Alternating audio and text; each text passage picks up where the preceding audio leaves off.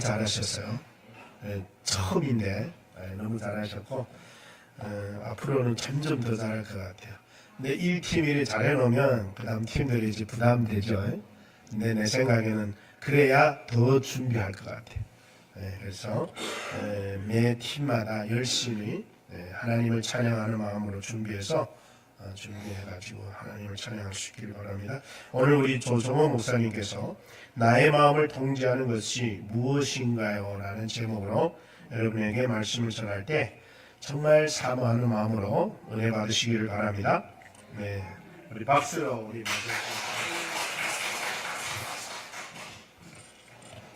감사합니다. 우리 기도하고 잠깐 아무래도 할 얘기를 해야 될 것 같습니다. 기도하겠습니다.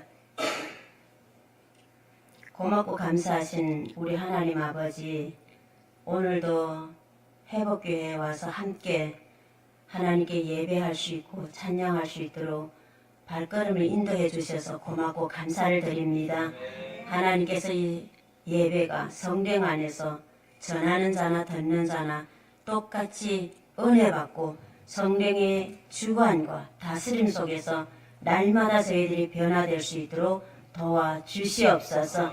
예배의 모든 시종 또한 전화가자는 모든 말씀도 성령께서 주장하여 주실 줄로 믿고 감사를 드려올 때 예수님 이름으로 감사하며 기도드렸나이다. 아멘.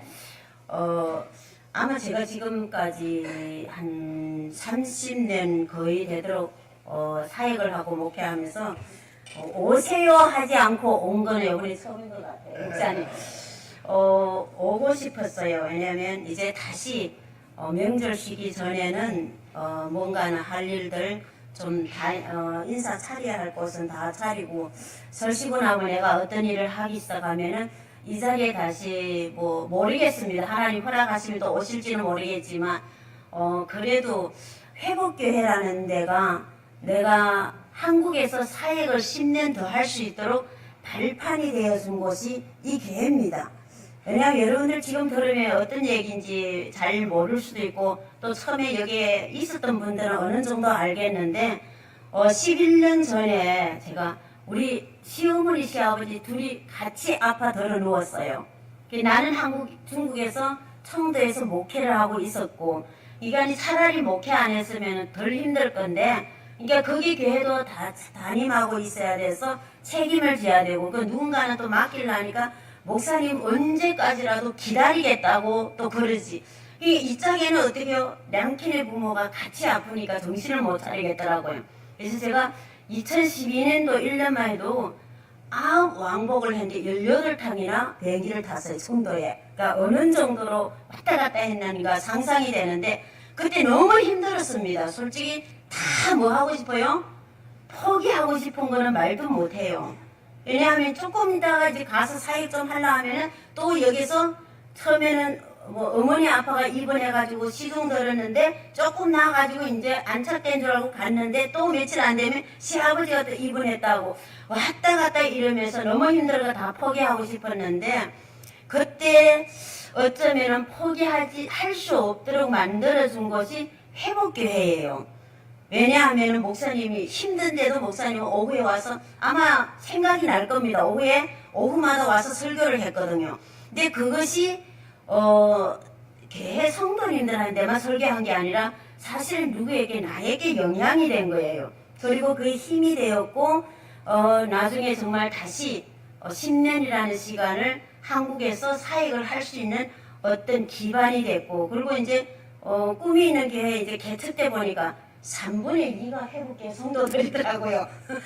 그만큼 내가 진짜 회복교회를 통해서 목사님을 통해서 정말 감사할 일이 이거구나. 하나님이 이 교회를 먼저 세워가지고 내가 더 쓰러지지 않도록 더 사역을 할 수 있도록 연장시킨 곳도 바로 이곳이라는 걸 요즘에 이제 조금 이제 여유가 있잖아요. 그러니까 더 생각이 나더라고요. 그래서 다른 일을 하기 전에는 한 번은 와야 되겠다. 그래도 성도님들 모르는 분들이 많이 있지만 그래도 목사님과 아는 분들도 있고 섬기고 싶다. 그리고 이제 그래도 얼굴이라도 보고 싶다. 이래가지고 제 자청으로 목사님 제가 가가 섬기고 싶어가 한번 가겠습니다. 이러고 온 것이 바로 오늘입니다. 그래서 오면서 제가 그래서 30년 동안에 목회하면서 오세요 초청 안 받고 내 발로 가겠다는 것이 회복교회구나 이제 그러면서 생각하고 왔는데 아무튼 너무 감사하고 목사님도 감사하고 사모님도 감사하지만 사실은 이 교회 모든 인원들이 교회 자체가 있었다는 우리라는 이 공동체가 있어서 제가 그 힘든 과정을 넘어서게 된 것에 대해서 하나님께도 감사하지만 여러분들에게 진심으로 감사를 드립니다. 그래서 오늘 말씀을 나누고자 하는 건 나의 마음을 누가 통제하고 있느냐 이 말씀을 가지고 함께 은혜를 나누는데 어느 분이 그런 얘기를 합니다. 우리 예수 믿으면서 마치 어느 한 남자가 여자 하나를 사랑하는데 어떤 식으로 사랑하는 것처럼 믿고 있지 않을까. 근데 제가 그 예화를 들으면서 참 마음에 많이 찔렸어요. 저도 찔렸거든요. 이게 여러분들도 혹시 그렇게 믿었더라면 내 마음에 과연 누가 통제하고 있을까? 누가 다스리고 있을까? 누가 나를 내 마음을 이끌고 있을까? 한번 생각해 볼 필요가 있는 것 같아요. 어느 한 남성이 신랑이 아내 보고 나는 당신 한나면은 전부야. 당신만 있으면 돼. 나는 이 세상에 그 어떤 여자들로 당신 한나면은 얼마 많은 여자들한테도 나는 어떻게 바꾸지 않아 이랬는데 어느 하루는 아내가 지박을 딱 뒤에서 돈지박을 딱 뒤는데 그 안에 사진 진짜 당신밖에 없다는 그 당신의 사진만 있었을까? 그 위에 사진은 아내 사진이에요. 근데 그 밑에 줄줄이 누구 사진이 있는지 알아요? 예쁜 여자들이 사진이 줄줄이 끼어 있었어요. 그래서 이 여인이 너무 화가 나가지고 지금까지 말버릇처럼 나만 한나만 보고 산다. 여자는 나 한나라 하면서 이 돈지박 안에 이 여인들은 다 뭐냐 물어봤어. 그러니까 그래서 첫 자리에 놨잖느냐. 나머지는 다 누구야? 후에 있는 후자리잖아. 그러면서 얘기를 하는데 아내가 너무 화가 나. 이거는 나만 바라보는 것이 아니다. 당신의 마음에 나만이 있는 게 아니라 어떻게 해요? 수많은 이 여인들이 다 있다. 이러면서 이제 얘기를 하는데 근데 이 남편을 계속 우깁니다. 당신이 왜 제일 위에 보이게 해놨느냐? 당신이 첫 자리라서 그래. 당신이 내 마음의 중심의 처음이라서 그래. 그러면서 이제 서로가 다투고 하면서 이혼까지 했다는 얘기가 있는데 그 말을 하면서 뭐라 하냐면 우리가 예수를 믿잖아요. 여러분들 입술로 늘 무슨 말해요? 예수님이 전부야. 나 예수 믿고 나서 예수님밖에 없어. 나 예수 믿고 나서는 예수님의 중심으로 살아가기 위해서 노력해. 그런데 그 뒤에 뭔가는 어때요? 다른 것들이 얼마나 내 마음에 차곡차곡 재 있는지 모릅니다. 그래서 오늘 본문의 말씀에 야곱의 아들들에 대한 얘기, 그리고 야곱의 얘기. 근데 야곱의 인생을 보면은 어쩌면 나의 인생이고 누구의 인생 같아요? 우리 모든 사람들의 인생인 것 같아요. 근데 요셉이 이제 형들이 애굽에 가서 양식을 구하러 왔는데, 근데 구하고 와서는 얼마 되지 않아서 어떻게 해요? 구해온 양식이 다 떨어졌어요. 오늘 본문 말씀 여러분들 너무 많이 들은 말씀인데 다 떨어져가지고 그래서 이제 다시 또 뭐 하러 가야 돼요? 양식을 구하러 가야 돼요. 이 오늘 말씀이 그 설득했던 말씀인데, 근데 이제 야곱과 그 아들들이 뭐가 생깁니까? 서로가 갈등이 생기기 시작합니다. 그 가정에 이제 갈등이 생기고 문제가 생겨요.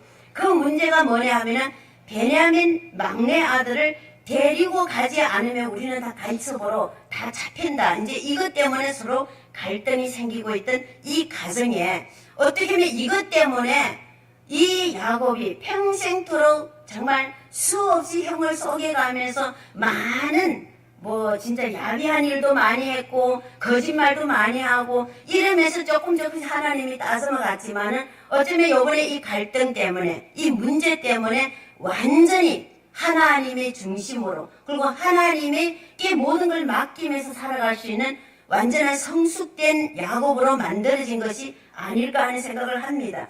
몇 년 동안에 여러분 코로나 때문에 많이 힘들었죠. 솔직히 힘 안 드는 사람이 아마 없을 겁니다. 근데 그 힘든 과정 속에서 제일 중요한 거는 누가 드러났어요. 근데 제일 심할 때 신천지가 드러났잖아요. 신천지가 드러남으로 인해서 기독교와 뭐가 다르다. 신천지와 다르다는 것을 그때 좀 증명을 할 수 있었어요. 근데 교회도 많이 힘들었습니다. 여러 가지 많이 힘들고 고통을 많이 겪어온 지금은 조금씩 회복돼 가고 있는 모습을 볼 수가 있는데, 그럼에도 불구하고 지금 어때요? 지금도 힘들어요. 밖에 너무 요란스러워요. 우리 마음을 어떻게 해요?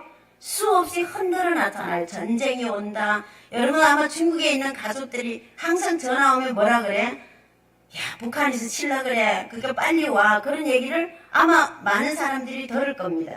지금도 마찬가지입니다. 힘들고 고통스러움을 지금도 여전히 겪고 있어요. 그렇지만은 역사 이래로 보면은 항상 흔들릴 때, 그리고 어려움이 있을 때마다 하나님께서는 새롭게 내 인생을 교통 정리를 해주는 것을 볼 수가 있습니다. 왜냐하면 어려움 속에서, 그리고 가정과 교회가 여러 가지 고통 속에서 뭘 만들어줘요? 내 마음에 있는 신앙을 재정립할 뿐만 아니라 교통 정리를 잘 하도록 만들어주는 기회이기도 합니다. 그래서 고통이 다 뭐는 아닙니까?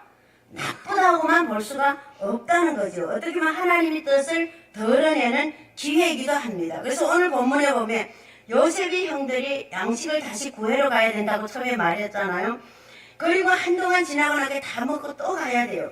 그런데 요셉이 분명히 42장이랑 보면은 말씀합니다. 요셉이 자기는 요셉이라고 얘기하지 않아도 형들을 다 알아봐요. 요셉은 형인 줄 알아요.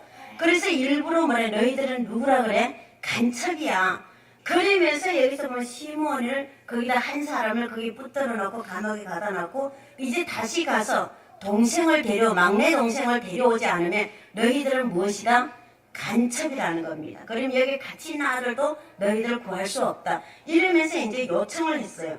근데 이럴 때 42장에 이미 그 부탁을 받고 왔는데, 근데 이제는 양식이 떨어 다시 가야 되니 누구를 데려가야 됩니까? 베냐민을, 막내 아들을 데려가지 않으면 안 되는 거예요. 우리 다 죽는 거예요. 다 잡혀요. 간첩이라고. 근데 아버지는 야곱을 뭐라 그래요? 누구를 어떻게 순순히 데려가라고 합니까? 성경 여러분들 많이 봤잖아요. 그 42장이랑 쭉 보면 뭐라 그러나 하면 절대로 누구를 데려갈 수 없다? 야곱이 베냐민을 절대 데려갈 수 없다. 그러면서 야곱이 베냐민을 죽어도 보내지 않습니다. 그럴 때 42장 4절에 보면 야곱이 뭐라 그러는지 알아요? 정말 야곱이 엄청 사랑했던 요셉은 이미 어떻게 해요? 어느 한 날에 잃어버렸어. 그 이제 남은 이 베냐민까지 내가 이제는 더 이상 이럴 수가 없어. 유일한 희망이 누구께만 있다는 겁니까? 베냐민께 있다는 겁니다. 야곱이 고백하고 있는 내용이 바로 그거예요. 그러니까 이 베냐민을 절대 뭐 할 수 없어요? 무슨 일이 있어도 보낼 수 없다고 거절을 합니다. 그러다 나니까 가정에서 서로가 어떻게 해요? 아들들은 이제는 양식 없어 온 가족이 굶어 있고, 그러는데 형들은 가야 되겠고, 그런데 아버지는 누구를 안 해놔요? 이 베냐민을 절대 내놓을 수가 없다고 그래요. 그리고 창세기 42장 38절에 뭐라고 얘기하냐면 내 아들을 너희가 같이 못 데려간다.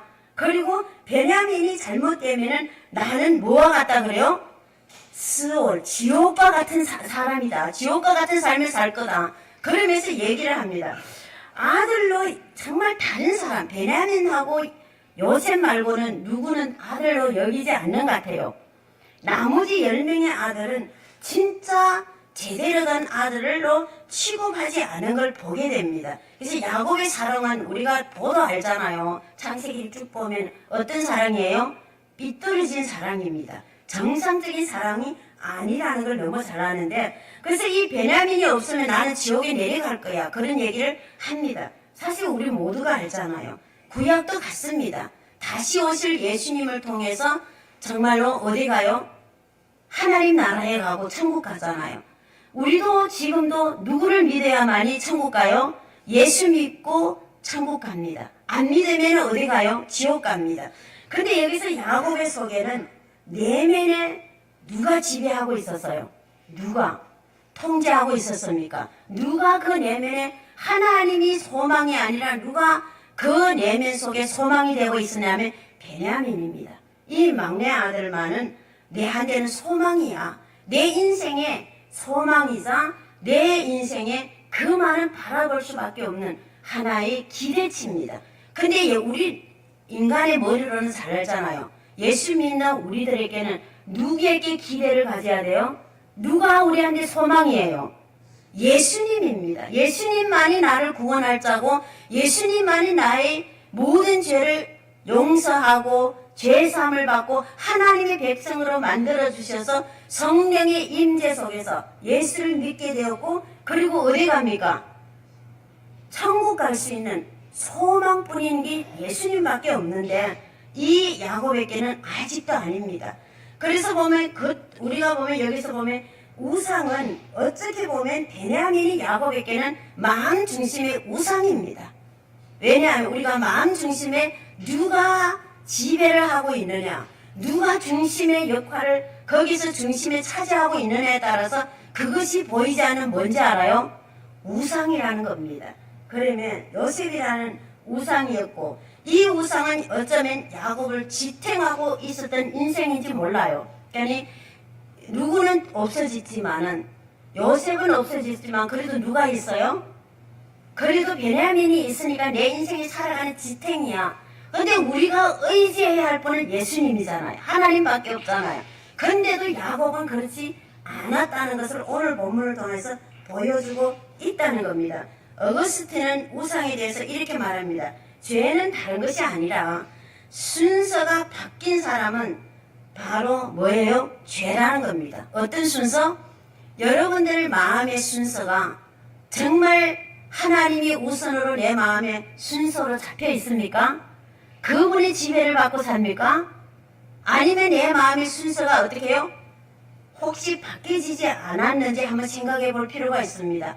그 순서는 다른 것들이 될 수가 있어요. 하나님이 아니면 다른 겁니다. 내가 하나님보다 앞에 순서가 있든지 자네가 순서가 있든지 돈이 순서가 있든지 권리가 순서가 있든지 아니면 여러 가지 명예 이런 것들이 앞서서 순서가 있다면 그것이 뭔지 압니까? 죄입니다. 엄격하게 얘기하면 우상입니다.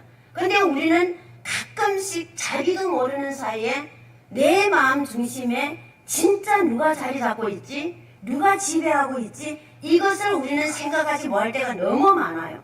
그래서 야곱에게는 순서가 바뀐 겁니다.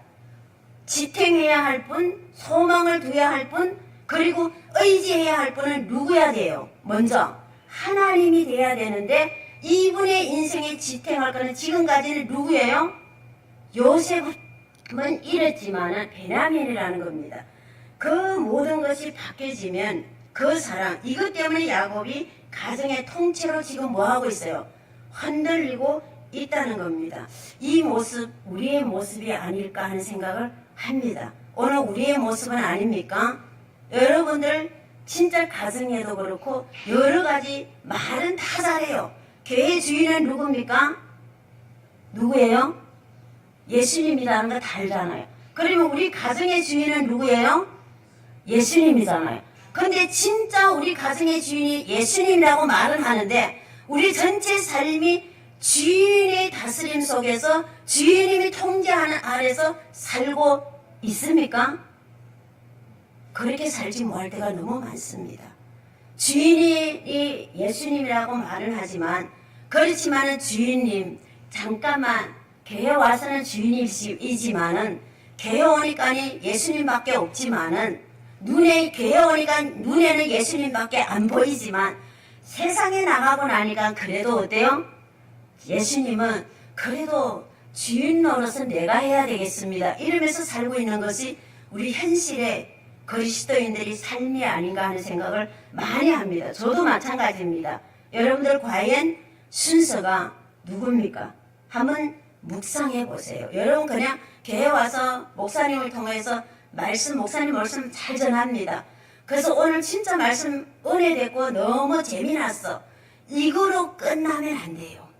그 말씀이 정말 내 마음에 어떤 것이 순서가 되고 있느냐, 진짜 하나님 앞에 바른 순서를 가지고 있느냐, 정말 교통 정리가 잘 되어 있느냐. 여러분들 밖에 교통들 보면 잘못된 교통 속에서 뭐가 생겨요? 에? 사고가 생깁니다. 우리 삶도 마찬가지입니다. 우리 삶에도 진짜 우리 교통 정리가 잘 되지 않으면은, 그러면 우리 신앙의 교통 정리도 잘 되지 않으면은 늘 어떻게 해요? 삐뚤어집니다. 어긋납니다. 그 삶의 모든 것들은 여러 가지 삶 속에서 일어나는 문제들 수도 없이 생깁니다. 그래서 어떨 때 보면은 우리가 엄청난 꼴짝에서라도 하나님이 함께 하십니다. 믿어집니까? 그리고 길이 없는데도 순서만 잘 되면은, 그리고 교통 정리만 신앙적으로 잘 돼 있다면은 아무리 길이 없어도 누가 하나님께서 길을 열어주신다는 것을 믿으시기를 주님 이름으로 축복합니다. 그래서 하나님은 흔들리고 고난을 통해서 야곱에게 뭐를 바꿔줘요? 순서를 정말로 재정립해 주는 것을 보게 됩니다. 야곱 안에 있는 영적인 질서를 바로 잡아주고 있는 것이 오늘 본문의 내용입니다. 아마 이후에부터는 야곱은 전적으로 누구만 의지해요? 마지막 마무리 야곱 정말 잘했습니다. 인생의 마무리. 처음에는 몇십 년 동안에 정말 교활하다, 야곱이 속이는 자다 이랬지만은 나중에 하나님의 손에 의해서 하나님의 능력 가운데서 은혜 가운데서 늘 정립해 나가면서 마지막 이 순서까지도 바로 잡아주셔서 이 야곱이 마지막 노년기에는 정말 멋지게 인생을 하나님 앞에 잘 마무리한 것을 여러분들 창세기를 보면 잘 표현이 되고 있습니다. 그것은 하나님이 중심이 우선이 되어야 하는 것이, 하나님이 오시면은 남은 일들은 하나님께서 어떻게 해요? 해결해 주십니다. 여러분 우리 이 말씀 많이 들었어요. 근데 어디에 옮겨지지 못해서 문제예요? 삶에서 옮겨지지 못해서 문제입니다. 솔직히 우리가 하나님 앞에 모든 걸 맡기세요. 그러면 하나님이 책임져 줍니다. 이 말씀 하루 이틀 들었습니까? 너무 많이 들었어요. 그렇게 많이 들었지만은 왜 우리 삶에는 기적이 일어나지 않습니까? 하나님이 능력과 역사가 일어나지 않는다고 생각하십니까? 지금 보면 많은 사람들 그래요. 지금 예수 믿는 사람들 보면 폰하는 게 없어. 달라진 게 없어. 왜 달라지지 않습니까? 그것이 바로 순서가 바르지 못해서 그럽니다. 그래서 우리가 이제는 신앙의 교통 정리를 잘 하셔서 항상 누구 중심? 하나님이 우선 순서로 돼야 됩니다. 우선 선순위가 돼야 됩니다. 그리고 우리 삶에서 항상 그분이 주인이고 나는 그분의 뒤를 따라가는 제자이고 성도고 백성이라는 사실을 늘 의식하면서 우리 삶을 살아갈 때 우리 순서가 바뀌지 않는다는 사실 믿으시기를 주님 이름으로 축복합니다. 그래서 오늘 이 말씀 보면은 바로 하나님께서 말씀을 통해서 수차례 우상 숭배에 대해서 말씀해요. 우리 지금 생각 같아 나는 우상 안 섬겨. 아마 여러분들 들을 때 지금 누가 예수를 이렇게 믿고 나면 우상 섬기는 사람 어디 있어? 그런데 아닙니다. 알게 모르게 우리는 마음의 우상들을 얼마나 많이 새기고 살아가는지 모릅니다. 신명기 4장 24절에 내 하나님 여호와께서 금하신 어떤 현상의 우상도 조각하지 말라 이 말씀을 쭉 하는데, 그리고 질투하시는 하나님이라 여기서 24절에 말씀합니다. 그런데 우상은 도대체 무엇일까? 우상은 무엇일까? 우상이라 얘기하면 우리가 머리에서 어스해요. 내가 우상 섬기면 안 되지. 그런데 진짜 우리가 우상이 무엇인지 우리가 안다면은 우리 삶에 항상 깨어서 정신 차려서 자신을 재정립해야 돼요. 날마다 오늘만 하고 내일은 안 하는 게 아니라 어떻게 해요? 매일 내 영적인 교통 정리를 하고 재정립을 하고 순서를 제대로 잘 가고 있는지 이것을 항상 점검하시는 우리가 돼야 된다는 사실입니다. 그래서 옛날에는 형상을 만들었지만 하지만 지금 시대는 그렇게 만들어가지고 우상을 섬기지 않습니다. 그리고 우상이 없다고 생각하면 또 안 돼요. 왜냐하면 진짜 우상은 누구보다 더 사랑하는 거 다 잘 알아요. 누구보다 더 사랑하는 것? 하나님보다 더 사랑하는 것. 그게 진짜 우상입니다. 자녀가 하나님보다 더 사랑하면 그 자녀는 내 삶에서 뭐예요? 우상입니다. 그것이 나를 지배하고 있어요. 여러분들 나도 이제 할머니 되고 나니까 조금 할머니의 마음을 이해가 되는데, 제가 원래 청도에 사역할 때 할머님들이 점심만 되면은 누구 얘기해요? 손자 얘기하고 손녀 얘기하고 자랑하고 그런데 그럴 때마다 제가 얘기를 했어요.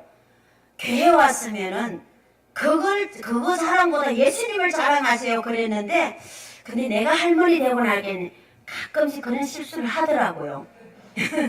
왜 그런지 알아요? 왜 그래요?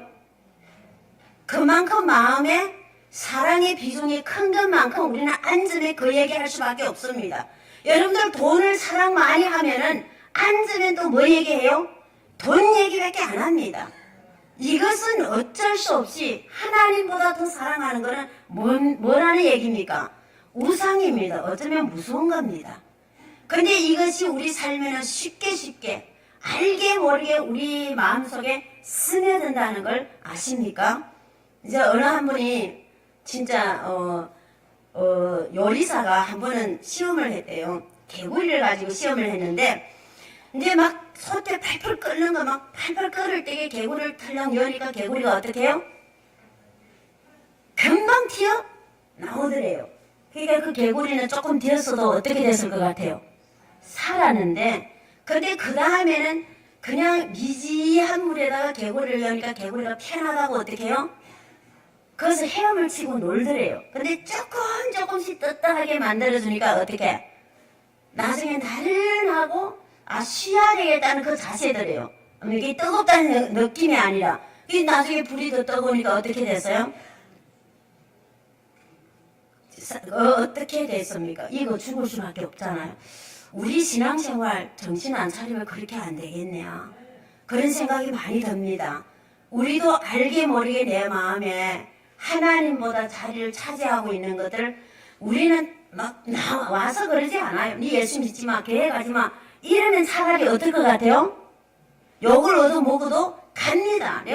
예수를 내가 안 믿으면 안 되지. 나는 예수님 못 버려 하고 오는데 근데 우리 삶에 지금 현실 삶 속에서 더구나 한국 와서는 어때요? 설설 돈이 여기 차지하는 것도 모르고 아니면 자녀가 여기 차지하는 것도 몰라요. 그리고 내 자아라는 게 차지하고 있는 걸 모를 때가 너무 많아요. 그래서 말씀을 묵상하시고 날마다 말씀을 안에서 기도하고 그리고 내 마음에 도대체 말씀으로 채워지가 있는지 아니면 다른 것들이 채워져 있는지 늘 뭐 하면서 살아야 돼요? 항상. 그래서 성경에 보면 항상 깨어있으라고 그럽니다. 오늘만 깨어있고 아플 때만 깨어있고 힘들 때만 깨어있으라는 게 아니라 어떻게 해요? 항상입니다.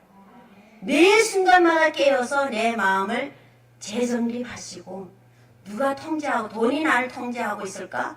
자녀가 나를 통제하고 있지 않도록 하나님이 나를 다스리고 통제 안에서 정말 자유를 누리면서 주님을 섬겨서 나중에 주님 앞에 가면 부끄러움 없는 우리가 되어야 될 줄로 믿으시기를 주님 이름으로 축복합니다. 그래서 이제 다시 이제 야곱으로 얘기를 한다면은 참 오늘 본문의 말씀 읽었던 것들이 바로 그겁니다. 누가 설득을 해요? 유다가 설득합니다. 사실은 전장을 쭉 다 읽어봐야 되는데 큰아들이 설득할 때는 안 들었어요. 왜 안 들었을까요? 큰아들이 설득이 뭐냐 하면은 그럽니다. 베냐민을 데려가야 된다.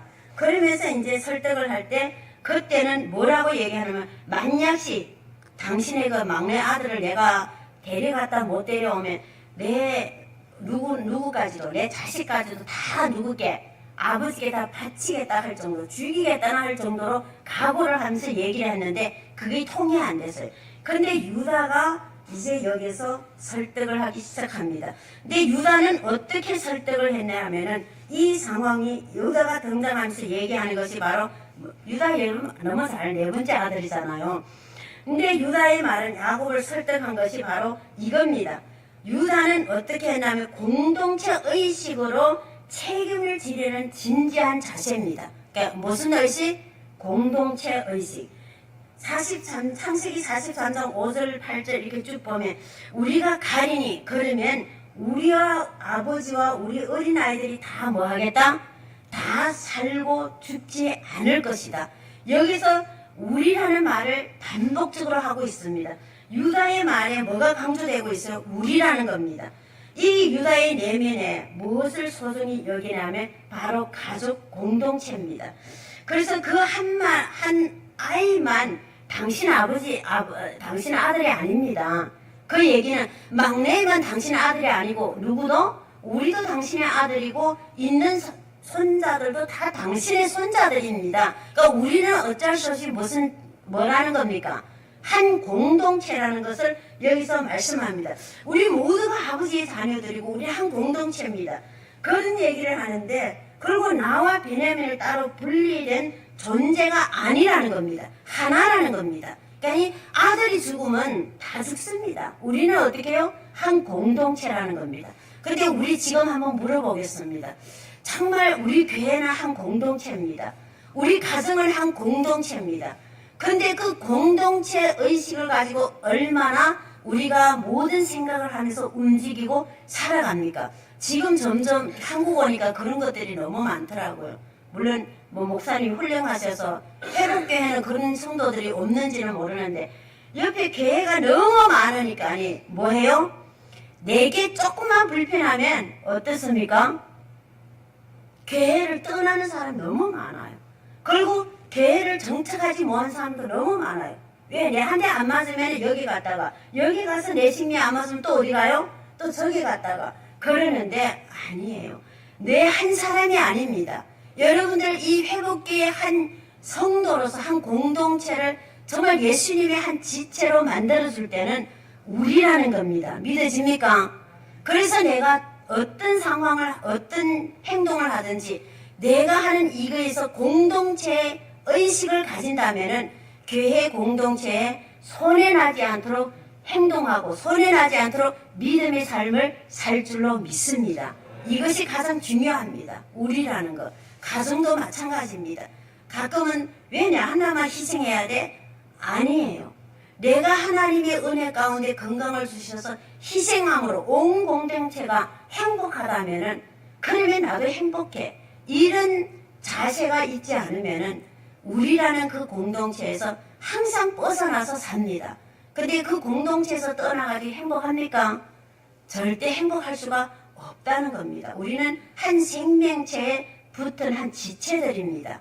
그래서 어떤 행동을 하고 어떤 삶을 살든지 교회에 어떤 생활을 하든지 뭐를 먼저 생각하자? 우리는 한 운명체, 예수님의 몸에 붙은 한 운명체에 붙은 지체라는 걸. 그러니까 내 하나가 잘못 행동하면은 온 지체가 다 뭐 한다는 거? 다 힘들어진다는 거. 이 의식을 가지고 신앙생활을 할 때만이 어떻게 보면 모든 사람들에게 선한 영향력을 끼칠 수 있다는 사실을 믿으시기를 주님 이름으로 축복합니다. 그래서 공동의식을 가져야 됩니다. 저 교회는 나만 빠지면 된다고 생각하지 마세요. 나만 빠지면 되지 뭐. 나만 이제 떠나면 되지만 아닙니다. 절대 그것이 아니에요. 우리 가정이나 우리 교회가 어떻게 될 건지부터 생각하면서 움직여 나가는, 물론 회복교회에서는 잘하고 있겠지만 더 공동체 의식을 가지고 딸딸 뭉치고 나면 여러분들 그러고 나면 세상에서도 우리를 어떻게 할 수가 없습니다. 왜냐면 교회 안에서 공동체 안에서도 서로가 하나가 못 되니까 어떻게 해요? 지각금이니까 세상 사람들한테 영향력이 좋지 않습니다. 그래서 선한 영향력을 끼치기 위해서라도 설득력을 주기 위해서라도 회복교회는 정말 이런 아름다운 교회로 더 힘써 나가는 우리가 됐으면 좋겠습니다. 그래서 맡겨진 사명. 그리고 우리가 이제 야곱이 깨어나기 시작합니다. 맞다. 내가 막내 아들만 아들이 아니지. 그것을 깨닫고 유다를 통해서 야곱은 고백합니다. 43장 14절에 이런 말씀을 하고 있죠. 전능하신 하나님께서 그 사람 앞에서 너희에게 은혜를 베푸사 그 사람으로 너희 다른 형제와 베냐민을 돌려보내게 하시기를 뭐하노라? 원하노라. 이제서 누구를 찾습니까? 누구를 찾아요? 하나님. 전능하신 하나님께서 그 사람 앞에 은혜를 입히면 그게 갇혀있던 아들이고 너희들 다 어떻게 해요? 풀릴 거 아니냐? 살 것 아니냐? 이것이 하나님이 이렇게 다 뭐 하는 겁니까 지금? 고백하고 맡기는 삶입니다. 이제 야곱에게 순서가 어떻게 됐습니까? 막내 아들은 이제는 죽으면 죽을지어다. 이제는 내어놓는다. 그리고 죽든지 살든지 누구게 맡기는 겁니까? 전능하신 하나님이 알아서 해주세요. 이것이 야곱의 고백이자 오늘 우리의 고백이 돼야 됩니다. 내가 죽든지 살든지 하나님이 하시도록 맡기는 그 삶이 얼마나 귀중한지 모릅니다. 그래서 이 고백이 야곱으로부터 하나님께로 완전히 회복되었어요. 순서가 완전히 제대로 될 수 있는 회복이 있게 되었다는 사실을 우리에게 가르쳐주고 있습니다. 참 오늘날 야곱의 중심은 지금부터 여러분들 시간 되면 아마 창세기 뒤에 부분 다 읽어보면은 이제는 야곱이 통치하고 지배하는 자가 누군지 아십니까? 하나님이 되어버립니다. 그래서 애굽 왕 앞에서도 어떻게? 오히려 진짜 가서 구걸하러 간 거와 똑같잖아요. 어떻게 보면 애굽의 바로 왕 앞에는 어떻게 보면 거지 같은 사람이잖아요. 그런데도 조금 더 어떻게 해요? 조금 더 머리 숙이든지 귀 숙든지 않았어요. 어떻게 해요? 하나님의 이름으로 도리어 누구한테 축복을 해요? 바로 왕에게 축복을 합니다. 이것이 믿음이고 이것이 올바른 순서를 가진 사람은 어디 가도 어떻게 해요? 하나님의 지배를 받고 통치 아래 살기 때문에 하나님의 다스림 속에 살기 때문에 어디 가도 당당하게 나는 하나님의 자녀입니다. 나는 하나님의 백성입니다. 내가 하나님의 자녀로서 권세를 가지고 누리고 살아가는 우리라는 그 삶을 우리는 살아야 돼요.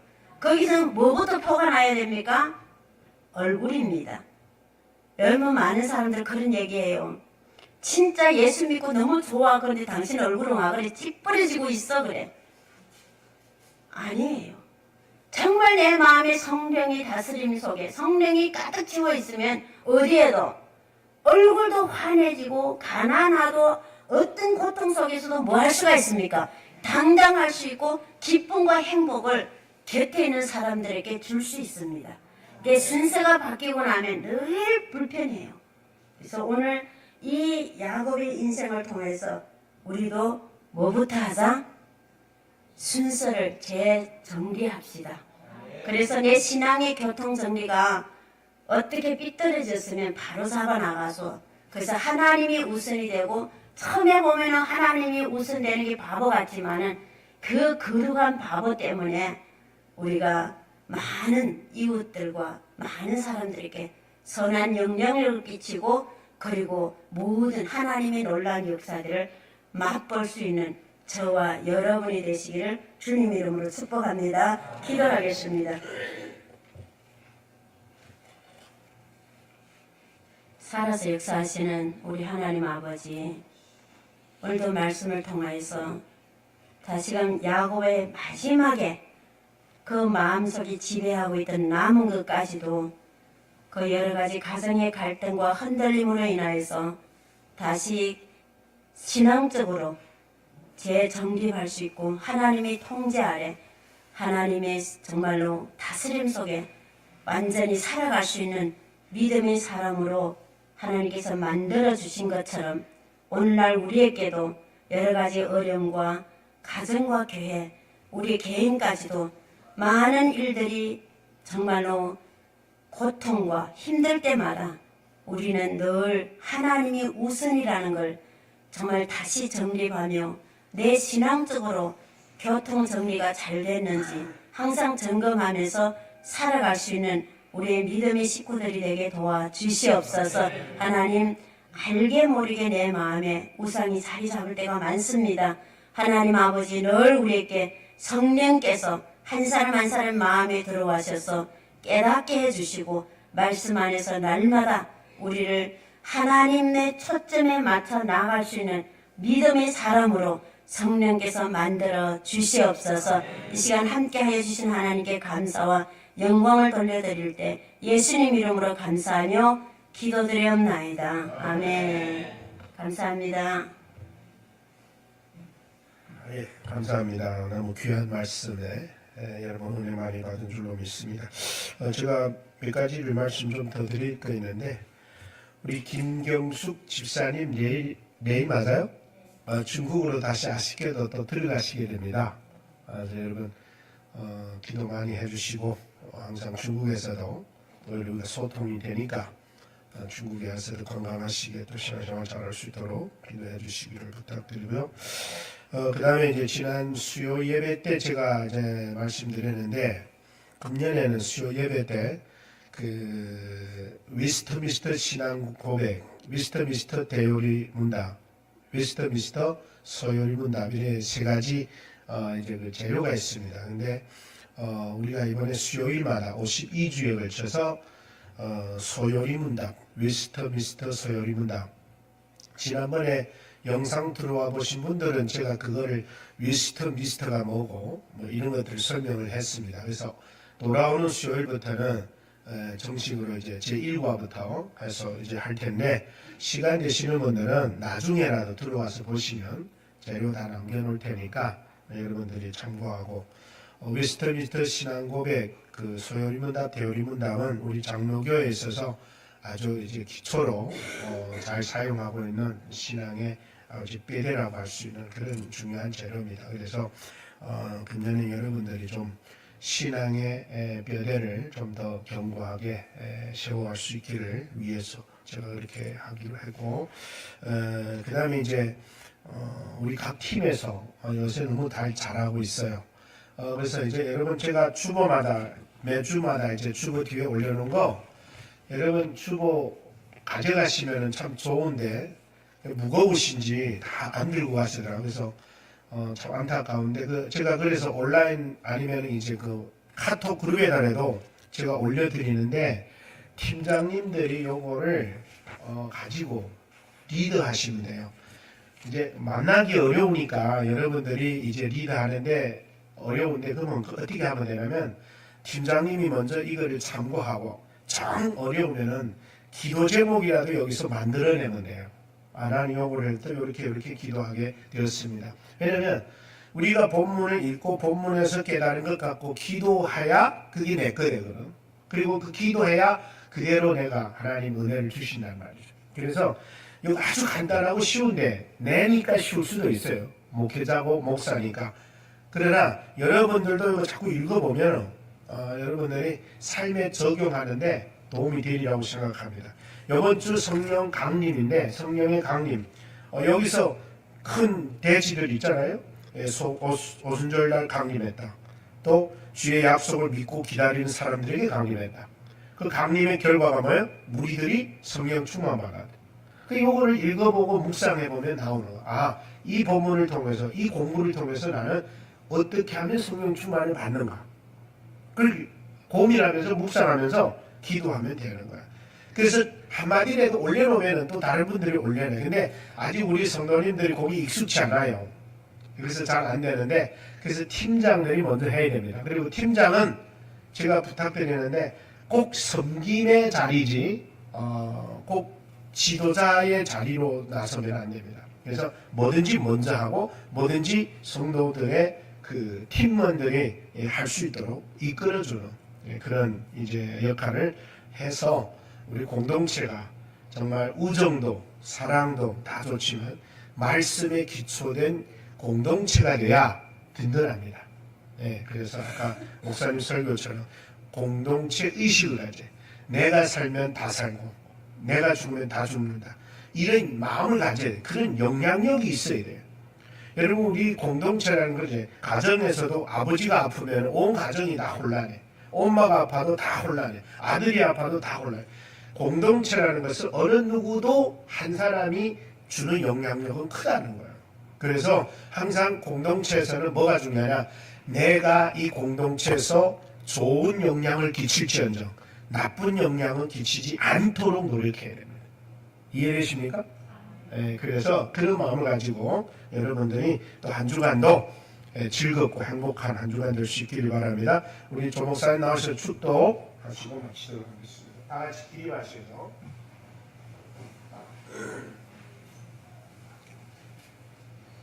지금으로부터 우리 주 예수 그리스도의 십자가의 은혜와 변함없고 놀라운 하나님의 사랑과 성령이 감화 감동하심이 오늘도 말씀을 듣고 이제는 하나님이 최우선으로 순서를 재정립하기를 다짐하는 회복교회 모든 성도님들 그리고 이 교회에 들어가는 모든 사람들 머리 위에 지금으로부터 영원토록 함께 있을지어다. 아멘.